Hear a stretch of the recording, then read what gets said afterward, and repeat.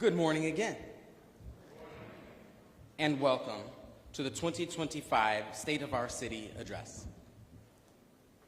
It means so much to be here today at the North End Community Center with all of you.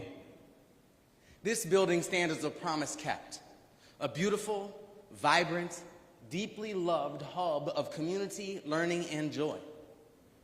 It represents not only what we've built together, but what we've chosen to build with care, with courage, and with the love for one another.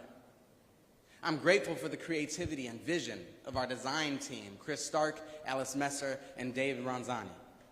You crafted this space with such intention and such care, ensuring it stands for generations to come. To our City Council, thank you for the honor of serving alongside you. And a special welcome to Councilmember Matt Pravratsky, who has jumped right in to serve the people of Ward 4 with insight and energy. Thank you, sir.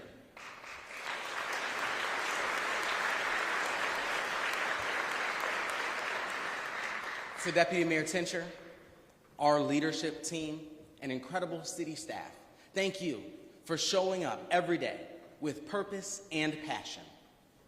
To my parents, Met Council Member Tony Carter and retired St. Paul Police Sergeant Melvin Carter, Jr., thank you for the path that you've paved for me as a family member and as a community leader.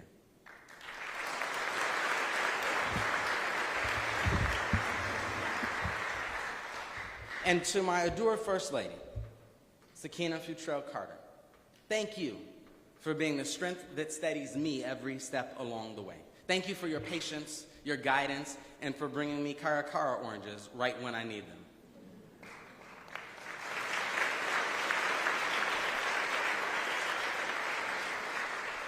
When we cut the ribbon here just 2 weeks ago, Council Vice President Kim and I were honored to welcome the children in attendance to their new recreation center. We were honored to challenge them to look out the window at their park, look across the street at their library, and to live every day as responsible stewards of their city, of our city. Because this city is so much more than our place to live and work. It's our place to share. It's our place to grow. It's our place to lead by showing up for one another. And every step forward we take together begins with that simple act, showing up. A safe and hopeful city is the foundation for everything else we build. That's why public safety has been our uncontested top priority since day one. Our Community First public safety framework drives a coordinated emergency response, and just as importantly, focuses on stopping crime before it starts. This approach isn't new. It's the same way we all protect the people we love. When we care about someone's safety, we don't just wait to respond, we work to prevent harm from happening at all. We use seatbelts, car seats, stair gates, outlet covers, everything we can think of to help build safety into everyday life. That's how we protect our children and the people we love. Speaking of which, I missed one important protocol. Amila. Hi, thanks for being here. That's how we protect the people we love. And now that's what we're doing together at the city scale.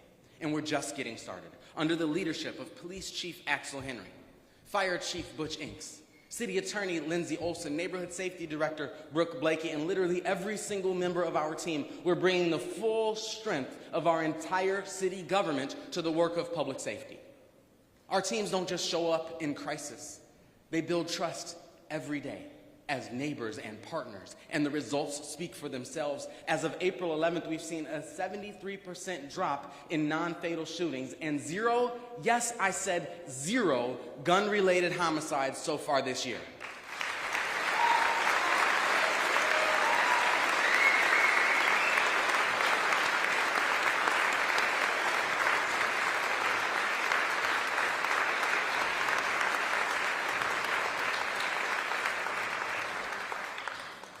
Our officers have seized 119 illegal firearms.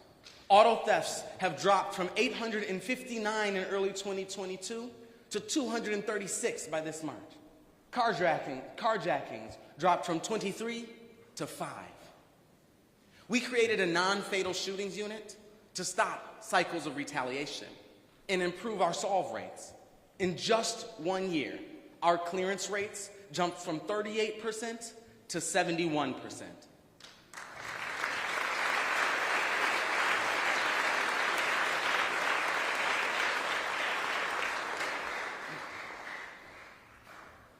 These are successes of our police department, and there's so much more. They reflect the strength of a full public safety partnership, our officers, our neighborhood safety teams, our city attorneys, and every department working together. Our Office of Neighborhood Safety builds relationships and delivers support where it's needed most. Programs like Familiar Faces and Project Peace surround those most at risk with care and coaching. Our Aspire initiative and Goals Not Guns campaign give young people the tools they need to make safe and healthy choices. We're opening doors to new careers through our EMS Academy, where high school seniors are gaining life-saving training, earning college credit, and becoming certified EMTs. From there, they can join our basic life services program, receive paramedic training, and enter the fire department. 15 firefighters completed our paramedic school training last year, and 15 more are on track this year. And we'll also welcome 21 new recruits this May.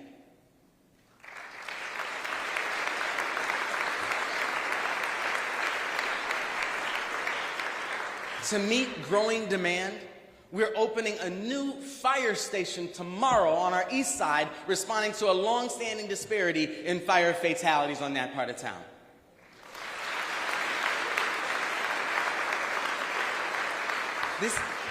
This is a clear example of how prevention drives our strategy. Not just responding faster, but planning our neighborhoods to be safe by design in the first place. This past November, we launched Minnesota's first electric fire engine, the first new rig in our fleet since the 60s. And a second electric engine is on the way, thanks to a grant from the Minnesota Pollution Control Agency. These new rigs aren't just cleaner, they're better. They fit into tighter spaces. They run quieter, so firefighters can communicate better during an emergency. And they can start pumping water before the vehicle even parks on the scene, preserving critical, life-saving seconds. But even as we make progress in so many different areas, a new emergency is testing the limits of our framework, the largest drug epidemic of our lifetimes. This fentanyl crisis won't be solved with reaction alone. And it can't be solved with a playbook from history or from another city. Just like we did with gun violence, we must build new strategies together. In 2024, 840 Minnesotans died from opioid overdoses. That statistic is already rising, and its impact is devastating. Just 4 months ago, right here in St. Paul, we lost all of the love, all of the laughter, all of the limitless potential of an 18-year-old child who died from fentanyl exposure. Our first responders have already expanded the use of Suboxone and Narcan to help people begin recovery the moment they're ready.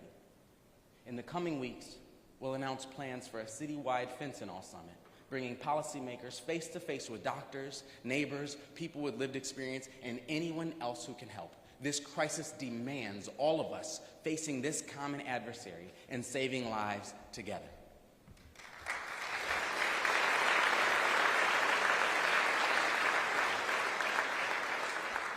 Our progress is no accident.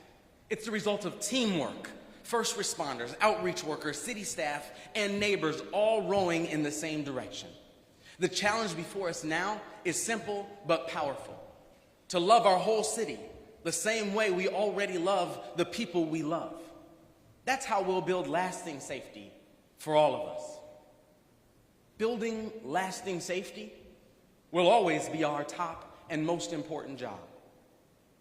But our most urgent job right now is meeting the moment downtown. What happens downtown affects every neighborhood, every business, every family in our city. We're facing a real challenge. The shift to hybrid work has emptied out offices. Commercial values are down, key buildings sit dark, and downtowns across the country are fighting to figure out what comes next. But we're not waiting to see what happens. We're acting with urgency and with a plan. We're working to bring 20,000 more residents to downtown, and we're unlocking the space to make that happen. Sherman Associates is adding 174 new homes at the former Ecolab University building, now called the Stella. They're also transforming Landmark Tower with leasing set to begin soon. And our city team is leading the conversation of transforming the Annex building into housing and public space.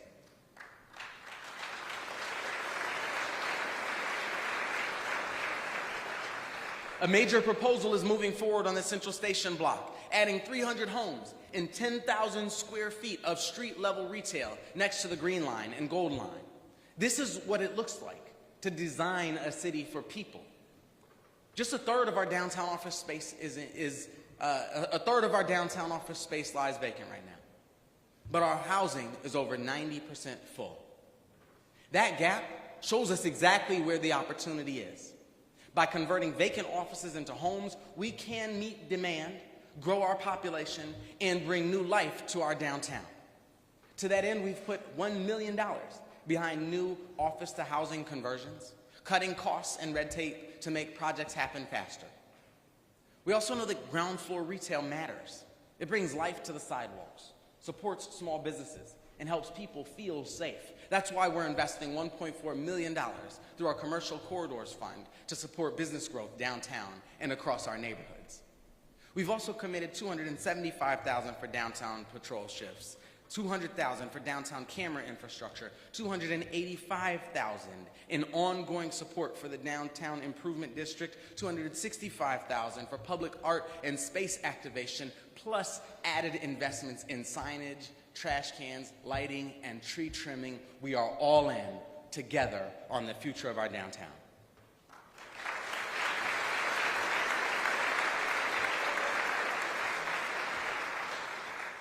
There's no way I could deliver that strategy alone.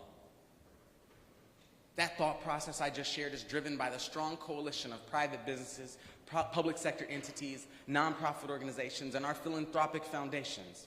Working together, we've launched a downtown investment strategy, expanded the improvement district, and created a downtown development corporation, all focused on building forward together. I thank our St. Paul Downtown Alliance for your leadership in making all of that happen. Thank you.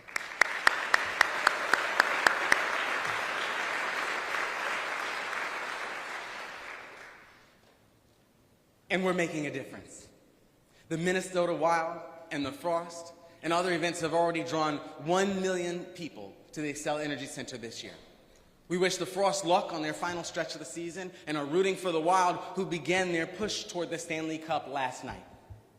As the X marks its 25th anniversary this year, we're working closely with our partners at the Wild and at the state of Minnesota on a generational reinvestment that will keep our arena a premier destination for sports and cultural events for decades to come. The Minnesota Yacht Club Festival brought over 70,000 visitors and contributed more than $100 million to our local economy. The Breakaway Festival is returning and expanding, so is Lower Town Sounds, so are Food Truck Wednesdays. Downtown's food scene is heating up. New spots are opening, from ramen to plant-based fine dining, and the energy is real. Our city employees are embracing an office-first posture to help bring energy back to our core. And as state workers prepare to do the same, we see another powerful opportunity to build on our momentum. We're grateful for all the public employees whose presence brings energy and vitality to our city. At the same time, we're aware of a perfect storm of financial pressures on the horizon, from volatile tariffs and economic uncertainty to declining downtown property values and unconstitutional threats to our federal funding. These headwinds put real pressure on every city service. We'll need to meet them head on together. This moment requires big moves, and we're making them. And we're building something better and stronger than what came before. We've got a long way to go, but we've also got a lot to work with. An impressive cross-sector partnership, strong demand, and more momentum than it sometimes may seem. Our downtown belongs to all of us, and it will take all of us to build it forward. We also believe wholeheartedly in the incredible power of home. It's where children take their first steps, where families gather, and where futures begin. Home is a foundation for stability, for safety, and for opportunity. This housing crisis is personal. We feel it when neighbors have to choose between rent and groceries. We see it when families are stuck in homes that don't fit their needs, and we hear it when young people ask whether they'll ever be able to buy a home in the city they love. We can't meet this crisis with shelter beds or short-term help alone. We need smart policies and more housing at every price point in every neighborhood. That's what our all-in housing approach is all about. The belief that we all deserve a safe, stable, and affordable place to live, and that housing justice demands housing inventory growth.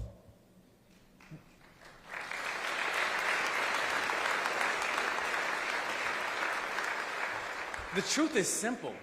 If we want more affordability, more access, and more fairness, we need more homes. And we have to do everything we can to help get them built. Last year, we opened 731 new affordable homes, 255 of them deeply affordable for families earning just 30% of the area median income. Another 293 units are underway, including at Mary Hall downtown, where nonprofit developer Aon is building 88 permanent homes for people exiting homelessness, veterans, and young adults. While we're adding new homes, thank you.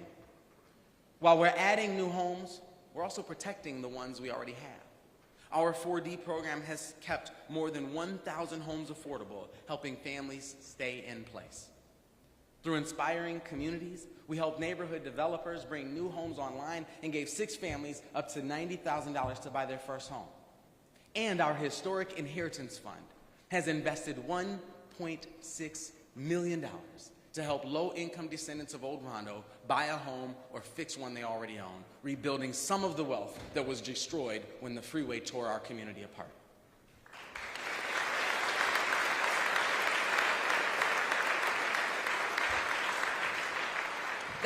That's not just housing policy, that's justice.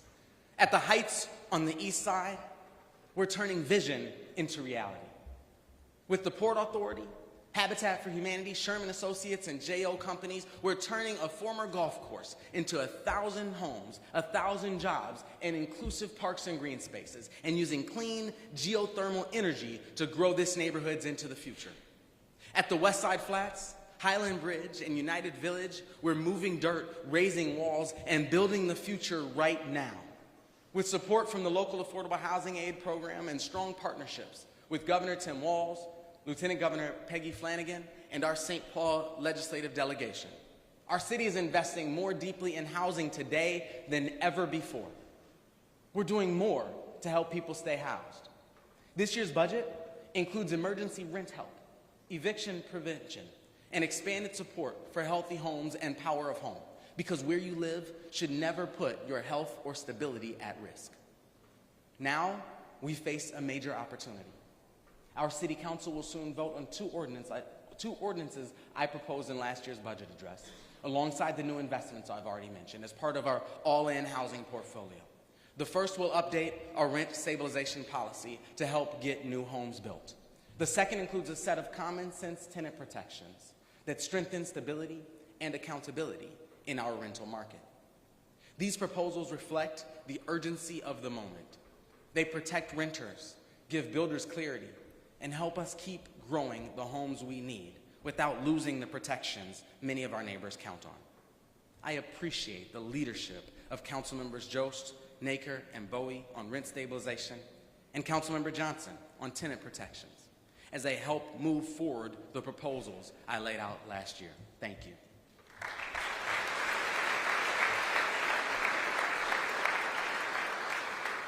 Just like with public safety, there's no one fix. The answer isn't one policy.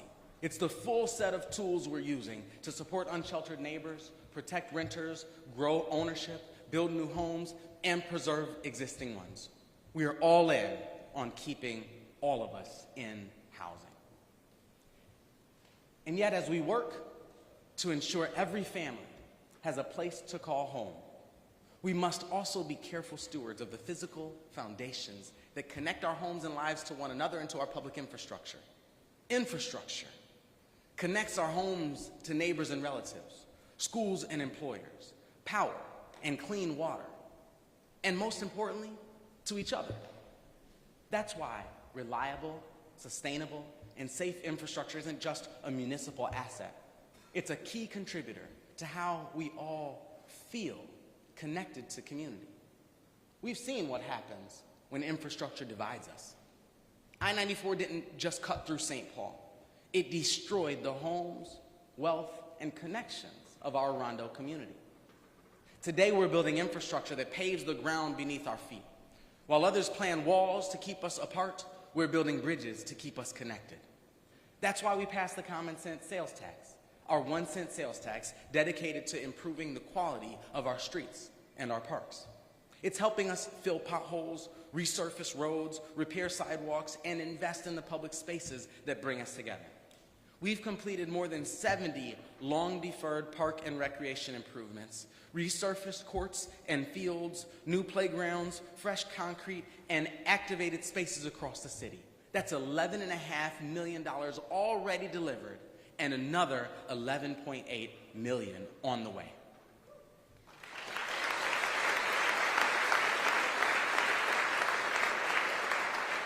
We've committed nearly $24 million to improve 50 miles of roads, resurfacing streets, repairing sidewalks, updating signs, and making it safer to walk, bike, and drive. And we're pairing those investments with new ways to help people access them. We're piloting the Loop, a free after-school transportation route that helps young people get to libraries, rec centers, and other safe, enriching spaces. Because infrastructure isn't just about what we build, it's about who it connects and what it makes possible.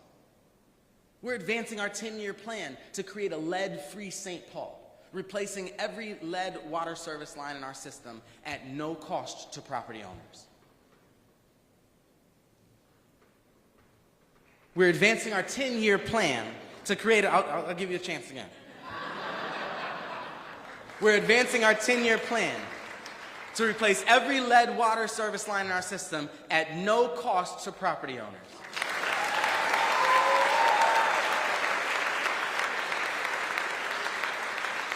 We replaced 1,000 lead lines last year, and we'll double that number next year, because our wealth should never determine whether our children can drink clean water.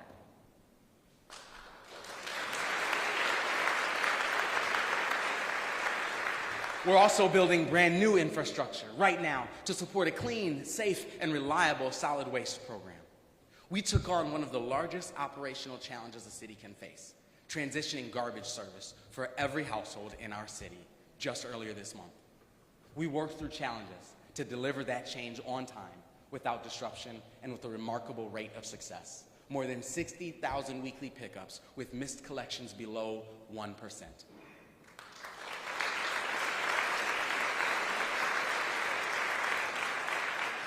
Still, trash is a core service, and we know that that 1% represents real challenge and frustration. So our teams meet daily to respond to issues, improve communications, and coordinate with our hauler, ensuring we meet resident expectations. And we're laying the foundation for something bigger. For the first time, city employees are collecting garbage on designated routes, using their time savings to proactively clean up illegal dumping hotspots. This is what it looks like, yes. This is what it looks like to lead with pride and deliver real value for our residents. And later this summer, we'll launch a new furniture recycling pilot with Emerge and Second Chance, helping us responsibly dispose of some of the most commonly dumped items in our city.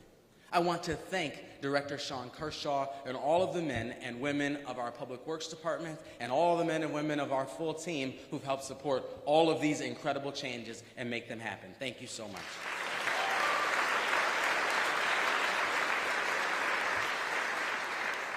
We're hard at work modernizing the way residents interact with their local government, starting with Pauly, our new permitting and licensing utility inspection engine. With Pauly, residents and business owners can apply for licenses and permits, schedule inspections, and make payments all in one place online. Through our virtual inspections project, our Department of Safety and Inspections has built the capacity to conduct certain building inspections remotely. Using video and mobile platforms, we're expanding capacity, reducing delays, and improving public safety. Because interacting with city government should be simple, accessible, and user-friendly, just like everything else in the 21st century. We're upholding our values as we modernize our systems. Our Department of Human Rights and Equal Economic Opportunity, or HERO as we like to call them, continues to lead, recovering more than 6,000 hours of earned sick and safe time for workers and ordering nearly $150,000 in back wages for those denied fair pay.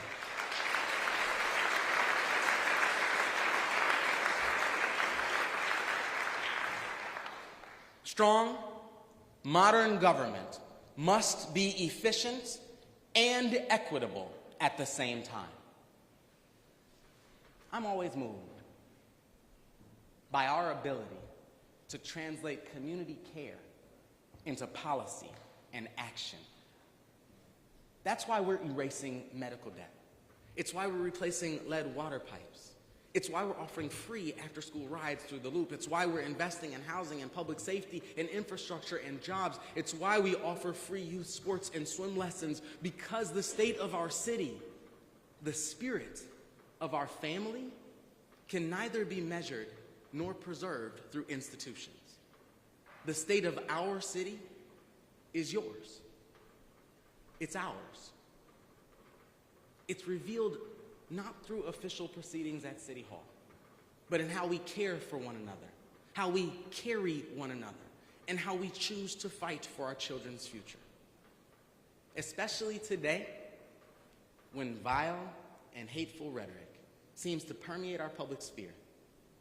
If we want to be the resistance, we have to act like it.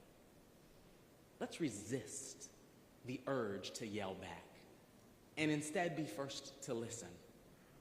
Resist the urge to hate back and instead choose love.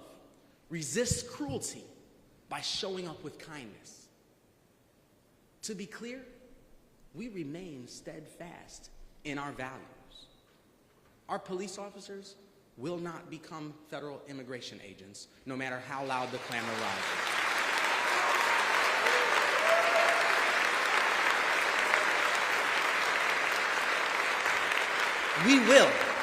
We will fight threats to our city's federal funding in court and in Congress and everywhere in between. And we will keep using every tool we have to build a world that is safer, more promising, and fairer for our children.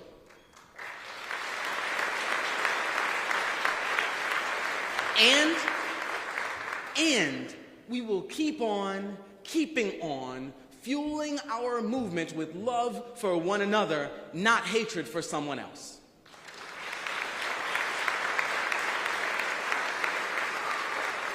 It's easy. It's easy to fight fire with fire. That's a natural desire, but right now, we don't need more fire. Right now, we need people willing to interrupt noise with grace, interrupt harm with healing, interrupt the cycles by being the ones to break them. That's how our teams have reduced violence in our city. That's how we build the city we deserve, and it's how we will shape what will come next. St. Paul has always been defined by all of us. As long as we keep showing up and searching for our own better angels, the future ahead will always be bright. Thank you very much.